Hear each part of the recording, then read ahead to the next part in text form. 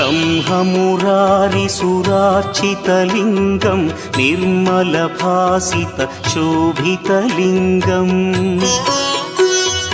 जन्मजदुःखविनाशकलिङ्गं तत्प्रणमामि सदा शिवलिङ्गम् देवमुनिप्रवरार्चितलिङ्गं कामदहन करुणाकरलिङ्गम् रावणदर्पविनाशकलिङ्गं तत्प्रणमामि सदा शिवलिङ्गम्